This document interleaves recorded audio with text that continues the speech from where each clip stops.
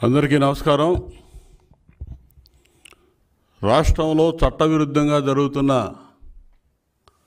ఇసుక తవ్వకాలను అడ్డుకోవాలని చెప్పి సుప్రీంకోర్టులో పిటిషన్ ఫైల్ చేస్తే దాని మీద విచారణ జరిపిన సుప్రీంకోర్టు వెంటనే అక్రమ తవ్వకాలు నిలిపివేయాలి, ప్రతి జిల్లాలో కలెక్టరు, పోలీసులు, వివిధ విభాగాల అధికారులతో కమిటీ ఏర్పాటు చేసి ఈ అక్రమ ఇసుక తవ్వకాలు ఆపివేయాలని చెప్పి ఆ కమిటీ పర్యవేక్షణలో ఇవన్నీ కూడా విచారణ చేపట్టాలని ఆదేశించడం ఆహ్వానించదగ్గ పరిణామం. ఈ కమిటీలో అధికారులు కూడా రాష్ట్ర ప్రభుత్వం ఆధీనంలో కాకుండా, రాష్ట్ర ప్రభుత్వ అధికారులుగా కాకుండా సుప్రీంకోర్టు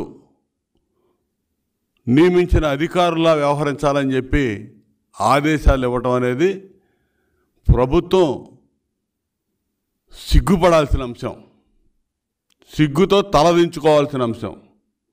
ఈరోజు ప్రభుత్వం అంటే ఆపద్ధర్మ ప్రభుత్వం ఉంది. అధికారులుగా సిఎస్ కానీ ఇతర కలెక్టర్లు కానీ వీళ్ళందరూ కూడా సిగ్గుపడాలి ఈ అంశంలో. 2023 మార్చిలోనే ఎన్జిటి రాష్ట్రంలో ఇసుక అక్రమ తవ్వకాలు ఆపాలని చెప్పి ఆర్డర్స్ ఇచ్చింది. అదేవిధంగా ఎటువంటి అనుమతులు లేకుండా ఇక్కడ జరుగుతూ ఉన్నాయి అక్రమ తవ్వకాలు, వీటి మీద విచారణ జరపండి అంటే విచారణ జరిపి ఇచ్చినటువంటి ఆదేశాలు అమలు చేయకుండా ఈ రాష్ట్రంలో ఉన్నటువంటి కలెక్టర్లు కూడా 22 జిల్లాల కలెక్టర్లు ఒకే విధమైనటువంటి నివేదికలు ఇచ్చి కోర్టును కూడా మభ్యపెట్టారు.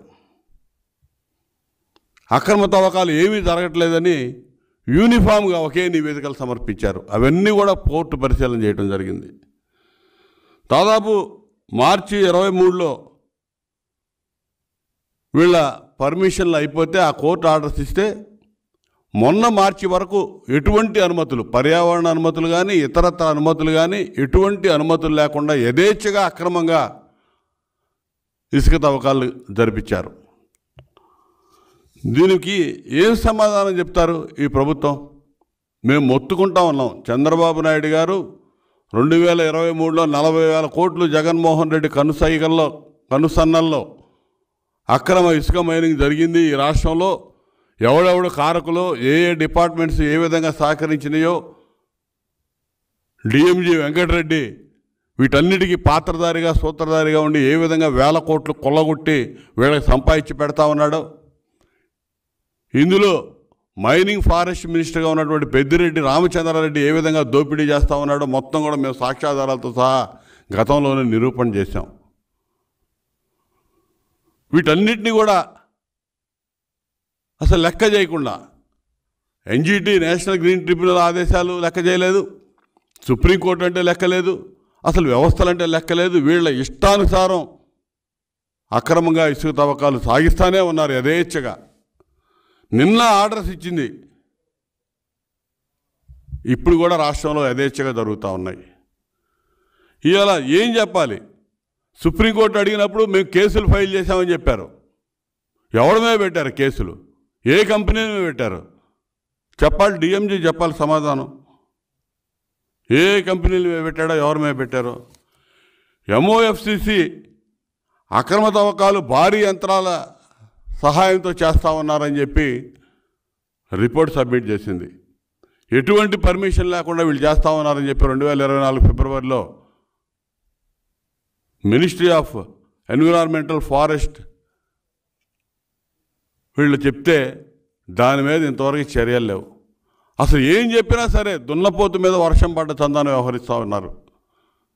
అసలు చర్యలనే నిల్లు. అసలు దీనికి ఈరోజు సుప్రీంకోర్టు కూడా చెప్పిన దానికి అసలు ఏం చెప్తారో అర్థం కావట్లా. ఇప్పుడు వీళ్ళ పర్యవేక్షణ, రాష్ట్ర ప్రభుత్వ పర్యవేక్షణ లేకుండా సుప్రీంకోర్టు పర్యవేక్షణలో జరపాలి రేపటి నుంచి. కలెక్టర్లు చూస్తేనే 22 మంది కలెక్టర్లు ఒకే రకంగా ఏ అక్రమ తవ్వకాలు జరగట్లేదని రిపోర్ట్లు ఇచ్చారు. ఇవన్నీ రేపు 10 రోజుల తర్వాత 20 రోజుల తర్వాత ప్రభుత్వం మారుతుంది, మేము అధికారంలోకి వస్తాం. ఈ అధికారులందరూ సమాధానం చెప్పాలి, వచ్చి నిలబడాలి, బోనెక్కాలి, జైలుకు పోవాలి. ఉచిత ఇసుక పాలసీ పెట్టి ప్రజలకి బ్రహ్మాండమైన మేలు చేకూరిస్తే దాని మీద అక్రమాలు జరిగినాయని చెప్పి చంద్రబాబు నాయుడు గారి మీద కేసు పెట్టింది ప్రభుత్వం, సిగ్గు లేకుండా జగన్మోహన్ రెడ్డి ప్రభుత్వం. ఇదే డిఎంజీ, ఇదే కృష్ణా నదిలో, గోదావరి నదిలో అక్రమ ఇసుక తవ్వకాలు జరుగుతూ ఉన్నాయంటే ఏమీ జరగట్లేదని చెప్పి సుప్రీంకోర్టులో అఫిడవిట్ ఫైల్ చేసి క్లీన్ చిట్ తీసుకొని వచ్చి గతంలో కూడా ఏమీ జరగలేదని చెప్పారు. అప్ స్ట్రీమ్లో జరిగినాయి అంటే ఏమీ జరగలేదని చెప్పి అఫిడవిట్ ఫైల్ చేసి ఇక్కడికి వచ్చి చంద్రబాబు నాయుడు గారి మీద కేసు పెట్టారు. కోర్టులో చెప్పారు ఏ అవకతవకలు జరగలేదని, చంద్రబాబు నాయుడు గారు ఫ్రీ స్టాండ్ పాలసీలో అక్రమాలు అవకతవకలు జరిగాయని చెప్పి కేసు పెట్టారు. వీటన్నిటికీ రేపు సమాధానం చెప్పాలి. అధికారం పోగానే ఈ వెంకటరెడ్డి అనేవాడు ఇక్కడి నుంచి పారిపోవచ్చు అనుకుంటున్నాడు, ఎక్కడికి పారిపోలేడు. తీసుకొచ్చి నిలబెడతాం, ఇక్కడ మొత్తం కక్కిస్తాం. వీళ్ళు ఎవడైతే జేపీ వెంచర్స్ కానీ, జీసీకేసీ కానీ, ప్రతిమ కంపెనీలు కానీ ఎటువంటి మైనింగ్లో ఏ అనుభవం లేనటువంటి వీళ్ళ బినామీ కంపెనీలను అడ్డం పెట్టి వేల కోట్ల రూపాయలు తాడేపల్లి ప్యాలెస్కి కట్టబెట్టారో ఈ కంపెనీలు సమాధానం చెప్పాలి, ఈ వెంకటరెడ్డి సమాధానం చెప్పాలి. టోటల్గా వీళ్ళని నడిపించినటువంటి జగన్మోహన్ రెడ్డి దీనికి బాధ్యత వహించాలి. ఇవాళ గవర్నమెంట్ కాంట్రాక్ట్ ఇచ్చినటువంటి జేపీ వెంచర్స్, ఈ జేపీ వెంచర్స్కి ఇవ్వడం వల్ల ఎప్పుడూ లేని విధంగా 1500 కోట్లు ప్రభుత్వానికి వస్తుందని చెప్పారు. మళ్ళీ వీళ్ళే జగనన్న కాలనీలని, నాడు నేడు స్కూల్స్ అని చెప్పి 1000 కోట్ల రూపాయలు అదే కంపెనీకి చెల్లించి మళ్ళీ రిటర్న్ వీళ్ళే తీసుకున్నారు, వీళ్ళే డ్రా చేసుకున్నారు. వాడి దగ్గర నుంచి దోచుకున్నారు. బినామీ కంపెనీలను పెట్టి 1500 కోట్ల ఆదాయం వస్తుందని చెప్పి ₹1 ఆదాయం రాకుండా వాడికే కాంట్రాక్ట్ ఇచ్చి జగనన్న ఇళ్ళు అని చెప్పి, నాడు నేడు స్కూల్స్కి అని చెప్పి 1000 కోట్లు తిరిగి వాడికి చెల్లించి వాటిని మళ్ళీ వీళ్ళు రీపే చేసుకున్నటువంటి పరిస్థితులు, అడ్డగోలుగా దోపిడీ చేసిన విధానం ఈ రాష్ట్రంలో చూసాం. ఇవాళ రేపు ఏం చేయబోతా ఉన్నారో తెలీదు. సుప్రీంకోర్టు ఈరోజు చెప్పినటువంటి ఆర్డర్స్ మీద సిగ్గుపడాలి. అసలు ఎన్నిసార్లు మొట్టికాయలు వేసినాయి. హైకోర్టు చెప్పింది, ఎన్జీటీ చెప్పింది, ఇవాళ సుప్రీంకోర్టు రెండోసారి మాట్లాడటం చాలా తీవ్రంగా జరిగింది. నిన్న ఆక్షేపణ చేసింది. నిన్న అసలు ఎవడ బాధ్యత వహిస్తాడు?